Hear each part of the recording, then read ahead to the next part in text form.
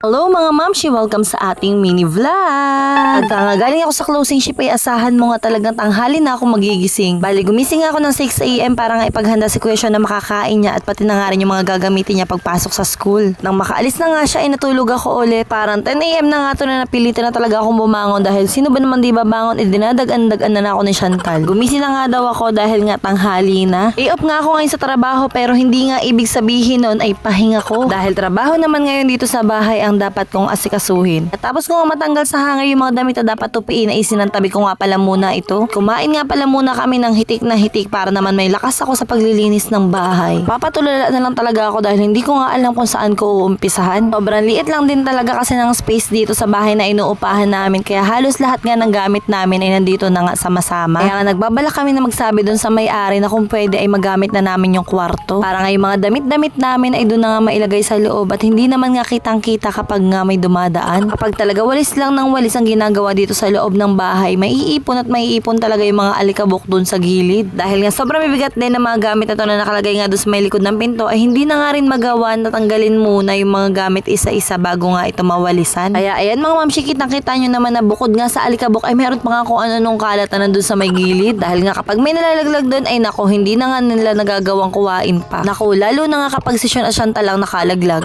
Totoo lang nga, yung rest day ko lang na to natutukan itong paglilinis ng bahay namin. Dahil may time nga na kahit pa rest day ako ay nilalaan ko talaga to sa pagtulog. At hapon na talaga ako nagigising kaya konting-konti na lang yung time ko para nga sa paglilinis. Hindi ko na nga lang talaga kayang tiisin ngayon itong itsurahin ng bahay namin kaya ito talaga pinaglaanan ko talaga ng time para nga makapaglinis dito. Talagang gusto pa nga makisali itong manok na to sa mga voice over ko. Tiral na nanay nga ang datingan natin dito mga mamshi dahil wala pa nga tayong ligo-ligo. Dinahandahan ko ang ilipat itong lamesa dahil nako naghihingalo na din nga. Kahit sobrang liit at simple lang talaga ng bahay, iba pa rin talaga sa pakiramdam kapag nakapaglinis ka tsaka yung paggagalaw-galaw mo ng gamit. Ewan ko pero ako lang ba yung parang napaka-satisfying sa pakiramdam pag nailipat-lipat mo yung gamit mo sa bahay. Yung parang naiba nyo naman siya ng pwesto. Basta parang ang sarap-sarap sa pakiramdam kapag naglilinis ako tapos ganun. So yan, malinis na talaga yun para sa akin. Parang nga nandito sa tupiin ko na sang katutak na naman.